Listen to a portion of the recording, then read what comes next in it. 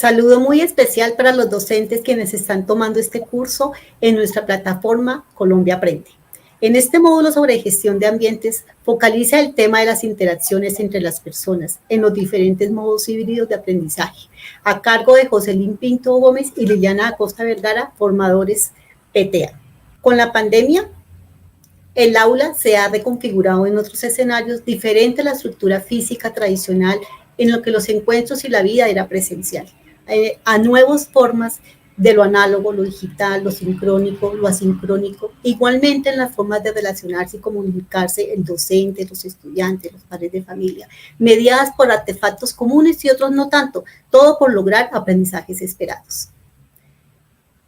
A través del módulo encontrarás varios momentos, vas a encontrar los objetivos, un espacio de exploración, estructuración, luego la práctica para finalizar en la transferencia y en el cierre. Como objetivo general pretendemos reconocer la importancia de las interacciones en los procesos de enseñanza y de aprendizaje, fortaleciendo las prácticas pedagógicas en los modos híbridos, aportando al desarrollo integral de los niños de transición y básica primaria. Como objetivos específicos, estamos esperando un análisis de las categorías de las interacciones según Flanders y también una reflexión frente a estas categorías en la relación entre el docente, estudiante, padres de familia, todo por medio de los modos híbridos que son los que estamos usando actualmente.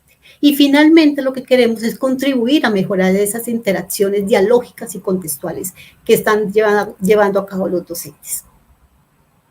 En el momento de la exploración, los invitamos a ver y a escuchar la entrevista de la maestra Carmen Guaita en el video Nunca se deja de ser maestra y responder la siguiente pregunta. ¿Qué opinión te genera la relación entre comunicación y educación? La función formativa de la escuela se entiende a través del lenguaje, ya que realiza las acciones requeridas para cumplir con la misión de construir estas subjetividades capaces de apropiarse del mundo y de construir significados al intercambiar expectativas, experiencias y conocimientos. El acto de enseñar no es meramente informativo, es una acción comunicativa que se vale del lenguaje persuasivo y que determina el éxito o fracaso escolar de los estudiantes. El lenguaje posee ese poder de transmitir de carga emocional, de modo que puede ser generadora de motivación y aprendizaje. Positivismo para el estudiante. Así, empleamos el lenguaje para compartir información como para establecer y mantener relaciones sociales. Concebir el lenguaje de esta manera implica asumir la enseñanza desde las interacciones sociales, el diálogo y la creación de sentido con el otro. De acuerdo con Mercer, una buena instrucción podía influenciar en el proceso interpretativo y en el desarrollo del niño.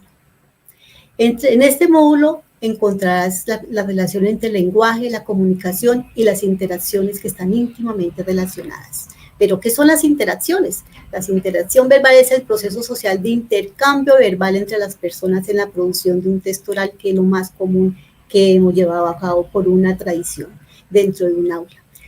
Se entiende como las dinámicas de comunicación entre el docente y los estudiantes que se llevan a cabo para el aprendizaje. Esta interacción no es una simple comunicación, es en efecto un proceso de emisiones verbales que generan una forma de socialización. El lenguaje puesto en acción representa una herramienta cultural disponible para apoyar a los estudiantes en la construcción de su conocimiento, ya que los estudiantes interactúan para compartir significados, realizar acuerdos, argumentar puntos de vista, solucionar diferencias y expresar lo acontecido. En el plano pedagógico, las interacciones entre el docente y el estudiante están determinadas por la comunicación y por ende el lenguaje, ya que influencian todos los procesos emocionales, sociales y cognitivos que participan en ello. Entonces, la relación social y la comunicación definen la actuación del maestro para facilitar el aprendizaje.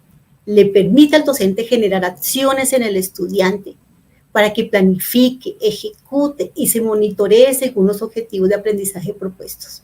Moreno menciona que es muy importante optimizar la interacción en los procesos de enseñanza-aprendizaje, con el fin que se enseñe, aprende más y mejor.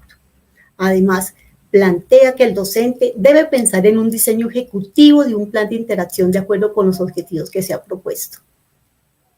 Pensarse en el tiempo y en el espacio, estimar las consecuencias, contingencias de su puesta en marcha. ¿Qué puede pasar con eso que está comunicando? y diseñar iteraciones que los participantes, tanto los docentes, los padres de familia, sepan el papel que cada uno debe desempeñar. En la educación inicial, en sus referentes, nos dice que las interacciones comprenden las relaciones recíprocas o actividad conjunta que establecen los niños y las niñas consigo mismos, con los demás y con el entorno. Ocurren de una manera muy natural en el juego, las exploraciones y la comunicación, pero de una manera muy intencionada en las prácticas pedagógicas que los docentes propician. En los hogares, estas interacciones están dadas a través de las conversaciones, de los diálogos que se dan con los padres de familia, con los tíos, con los abuelos y con los hermanos. Pero ¿de qué manera se pueden dar estas interacciones? Según García Aretio, desde la educación a distancia, expresa que si la educación es algo, es comunicación, es diálogo, sea este sincrónico o asincrónico, vertical o horizontal. La interacción, por tanto, es elemento definitorio del hacer educativo, pues el aprendizaje se sujeta a una comunicación efectiva. Desde esta postura, este autor nos muestra dos escenarios, un escenario presencial y un escenario no presencial. El presencial, en la cual se da una interacción cara a cara, mediada por el lenguaje como tecnología, cuando el docente realiza actividades de exposición frente a sus alumnos, pone en marcha procesos interactivos variados, es decir, realiza preguntas, aporta información y acepta ideas, expresa instrucciones, solicita atención, acepta reclamos y quejas, entre otras cosas, hace el docente en el aula. En esta acción comunicativa se va construyendo una cadena de intercambio de significados y de participación en clase, dando como resultado el proceso del aprendizaje.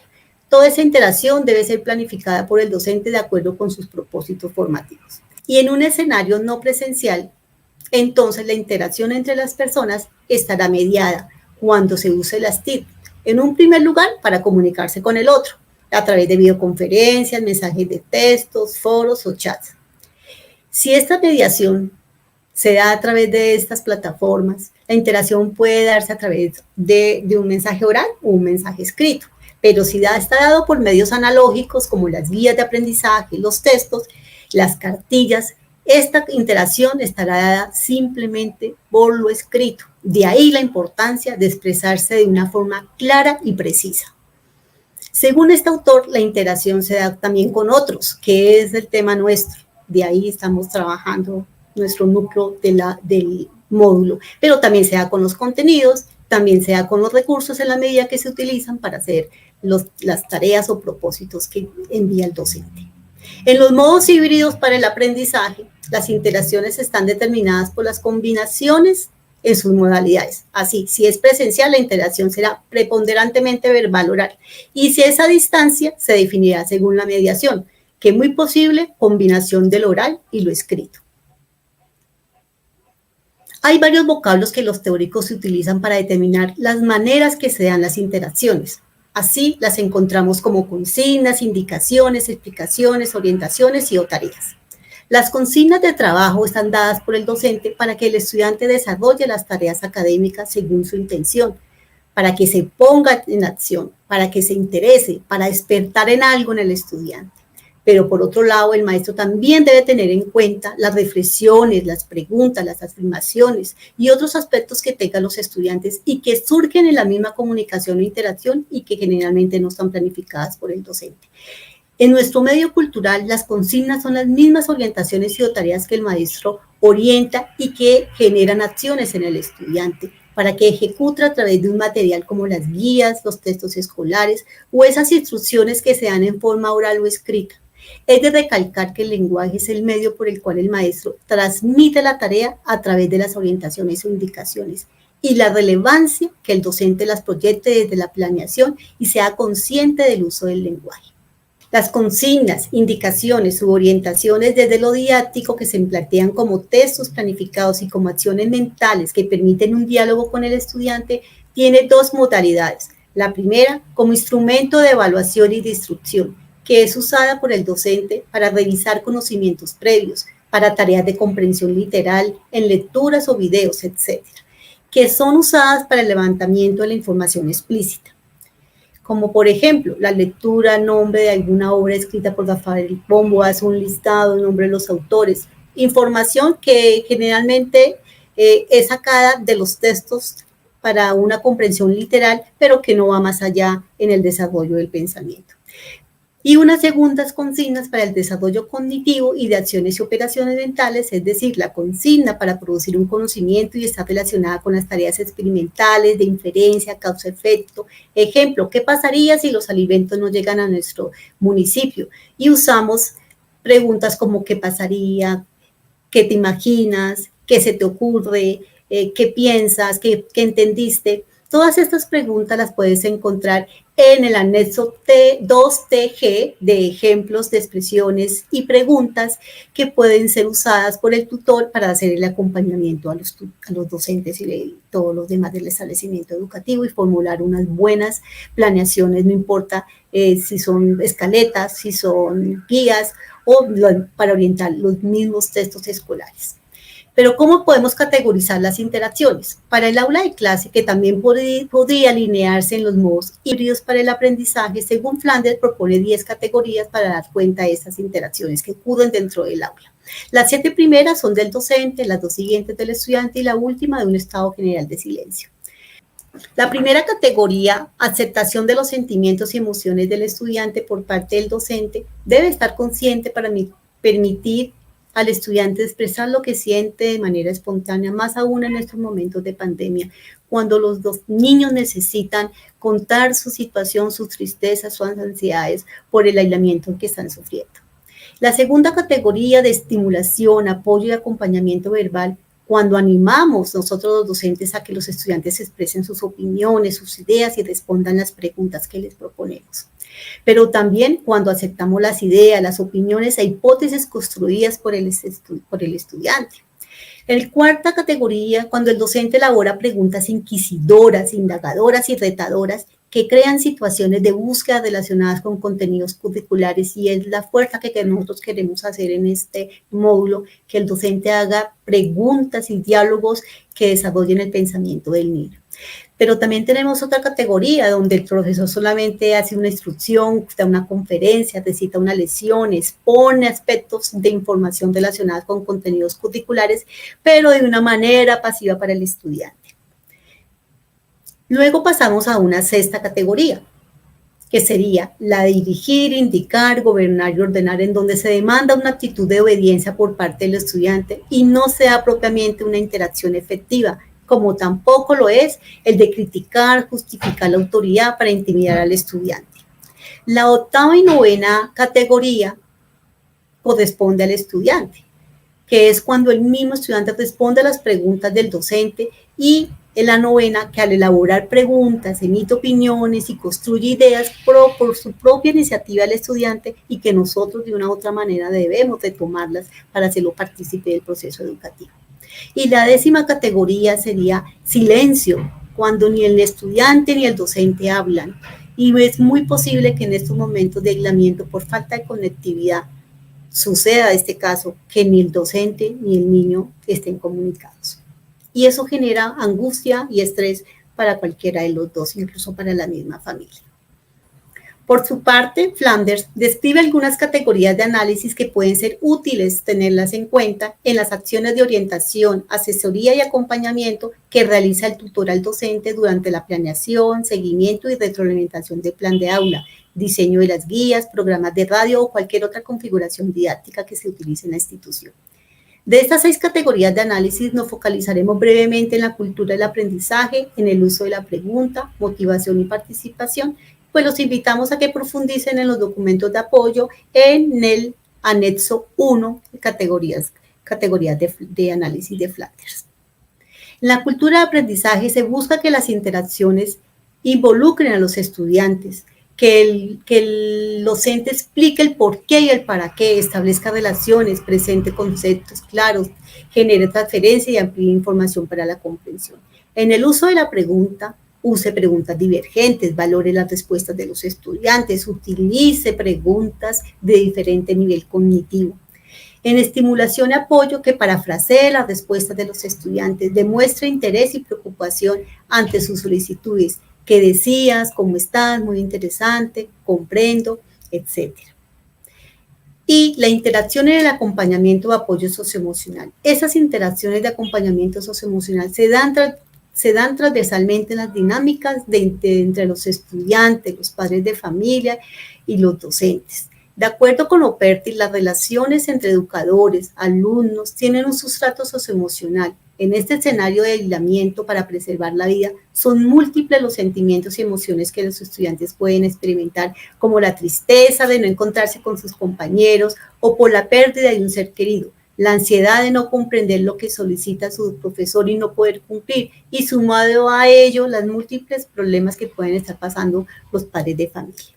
Así el docente se convierte en un fuerte apoyo y acompañamiento emocional para el estudiante y para el padre de familia, y debe generar unos espacios de desarrollo de habilidades sociales aprovechando estas circunstancias.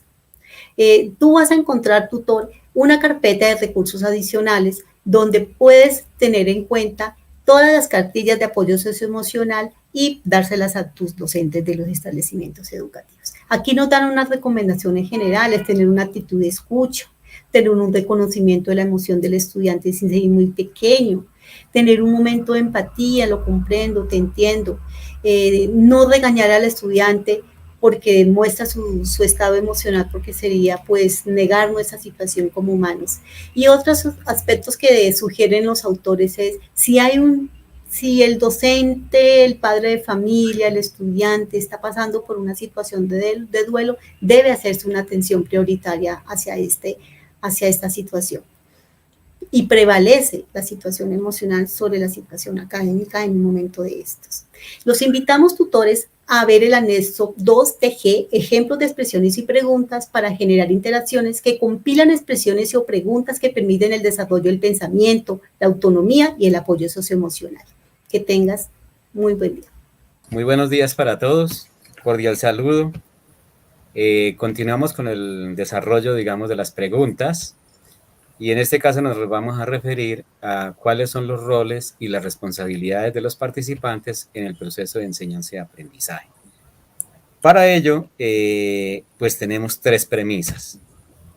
La primera premisa es la gestión desde la acción, las estrategias, el pensar y el actuar del docente tiene efectos positivos en el aprendizaje y en la enseñanza.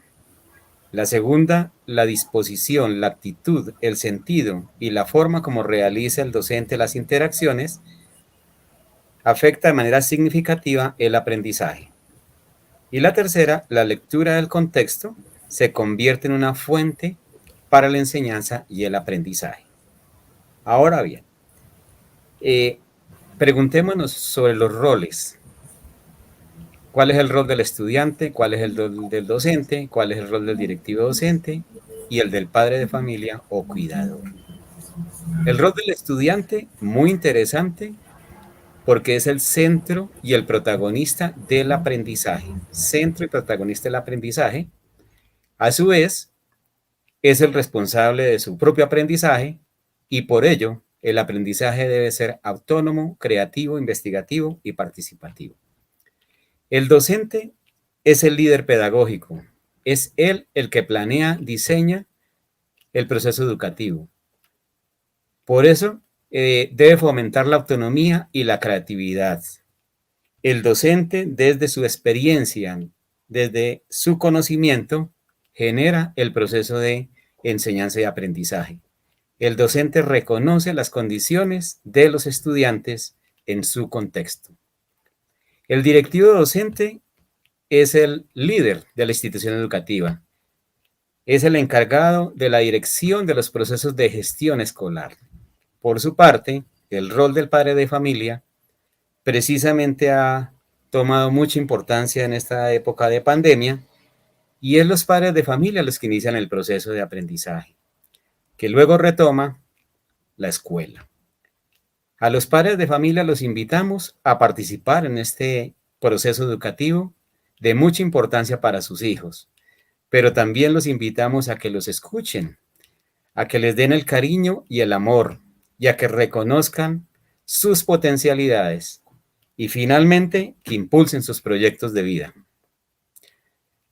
Preguntemos ahí también en esa diapositiva cómo se dan las interacciones, no solamente los roles, sino también las interacciones de cada uno de los participantes en este proceso: estudiante, docente, padre de familia, directivo docente, y en el caso de nuestros establecimientos PTA, nuestros tutores. Vamos a la práctica. Todo lo que ustedes hemos ido trabajando en el desarrollo de este módulo, teórico, conceptual, desde la experiencia, desde la vivencia, es muy importante. Y esa importancia se la debemos de dar cuando estamos hablando de la práctica, que quiere decir la aplicación de la teoría, del conocimiento y de la experiencia en un contexto. Para el caso de nosotros los docentes, ese contexto es el aula, ese contexto es el ambiente de aprendizaje. Por eso, invitamos a los formadores, invitamos a los tutores, a los docentes, a que reconozcamos una ruta de reflexión, de análisis y de valoración de la importancia y la necesidad de aplicar y desarrollar las interacciones.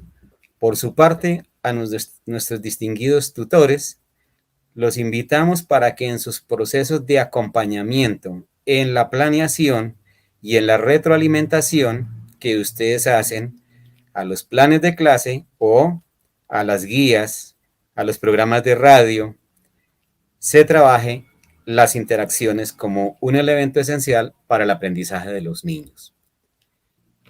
Los invitamos a reconocer 5 aspectos esenciales para la gestión de las personas desde las interacciones. El primer aspecto es retomar los momentos, las fases del plan de aula y las configuraciones didácticas. El segundo, retomemos el documento, el anexo, que tiene que ver con el rol y las responsabilidades de los participantes en el proceso educativo. El tercero, la información teórica y conceptual que sobre las interacciones tenemos en este taller, y también la experiencia y las vivencias que tenemos de los docentes. El cuarto aspecto son los espacios donde se generan las interacciones. Estos espacios donde se generan las interacciones, pues son los establecimientos educativos y las aulas de clase. Y en estas aulas de clase debemos revisar la organización que tenemos de los docentes. Docentes que tenemos que acompañan un grado, un docente con un grado, o docentes que acompañan un docente los 5 grados. Y finalmente, las alternativas para la prestación del servicio educativo de manera presencial o no presencial. ¿Cómo incluir o reconocer la incorporación de las interacciones en la planeación y retroalimentación? Planeación y retroalimentación del plan de clase o la configuración didáctica. Para ello vamos a tener presentes unos insumos. Esos insumos nos deben generar unos procesos y esos procesos nos van a generar unos resultados. E iniciamos por los insumos. Estos insumos es muy importante que los tutores y los docentes empecemos a reconocerlos. El anexo 1 tenemos las categorías de análisis, de interacción verbal. El anexo 2, ejemplos de expresiones, preguntas, de orientaciones, de interacciones. El tercero, el rol y la responsabilidad de los participantes en el proceso educativo. El cuarto, la ficha para la revisión y análisis de la planeación intencional de las interacciones en el plan de aula y en la configuración didáctica. Y el quinto, ejemplos de planes de clase o configuraciones que ustedes tengan disponibles en sus establecimientos educativos. Con estos insumos pasamos, digamos, al proceso y mantenemos la pregunta: ¿cómo incluir y reconocer la incorporación de las interacciones en la planeación, la valoración y el plan de clase o configuración? Entonces, en el proceso, lo primero que vamos a hacer es organizar equipos de trabajo en comunidad de aprendizaje, con los docentes que estamos acompañando, organizar equipos de trabajo. Cada equipo de trabajo vamos a designar un moderador y un relator para la presentación de las conclusiones. El tercer aspecto clave acá en el proceso es la selección de uno de los planes de aula o configuración didáctica, llámese guía, secuencia didáctica, proyecto, plan de aula, que nos permita hacer esa revisión, ese estudio de ese documento. Aquí simplemente lo seleccionamos. Luego vamos a revisar los anexos. Nuevamente el anexo 1, donde están las categorías de las interacciones, los ejemplos de las preguntas, expresiones de las interacciones, el rol de los responsables del proceso educativo, la ficha de revisión de análisis de la planeación intencional de las interacciones y el plan de aula. Esta ficha nosotros retomamos los mismos momentos que que hemos venido trabajando en la guía, o los mismos momentos que hemos venido desarrollando con el plan de aula. Después de eso seguimos con la revisión general de ese documento, plan de clase, o guía, o programa de radio, o secuencia didáctica. Continuamos con la identificación de las expresiones, las preguntas, las instrucciones, las orientaciones que tenemos allí presentes en esta guía o ese plan de clase, o que ya elaboramos y necesitamos hacer la revisión, el análisis de verificación que efectivamente estén allí presentes las interacciones, porque reconocemos que es un elemento sustancial y principal en el proceso de enseñanza y aprendizaje. Luego, en ese mismo documento, que es el anexo 4, registramos las sugerencias y recomendaciones que promuevan las interacciones efectivas según la revisión que estamos haciendo de la guía o del plan de clase. Y en el punto 8 sería la presentación de las conclusiones en el grupo, en la comunidad de aprendizaje, y ahí terminaríamos, digamos, el proceso. ¿Qué resultados vamos a tener nosotros en la institución educativa? Lo primero, unos planes de clase o configuración didáctica estudiadas, analizadas, revisadas, donde observemos que están presentes las interacciones, todas las categorías de análisis, las preguntas, las observaciones están allí. Entonces tenemos unas guías con todos esos elementos que nos van a permitir mejorar el proceso de enseñanza y aprendizaje. El otro aspecto en el resultado es que nos va a permitir continuar con el proceso de resignificación de la práctica pedagógica que hemos venido haciendo en los establecimientos educativos y que hace parte de nuestros objetivos y metas del proyecto. Y por último, vamos a tener una experiencia significativa fortalecida. De esa manera, terminaríamos el proceso de la revisión, estudio y análisis de la guía o el plan de clase.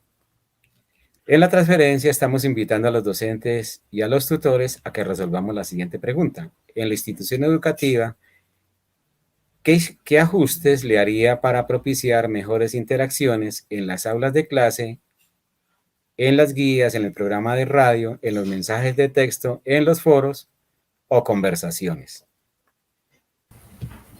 Les agradecemos inmensamente a todos los participantes en el módulo, tutores, formadores, docentes, y les deseamos los mejores éxitos en este proceso de trabajo y gestión de las interacciones. Muchas gracias.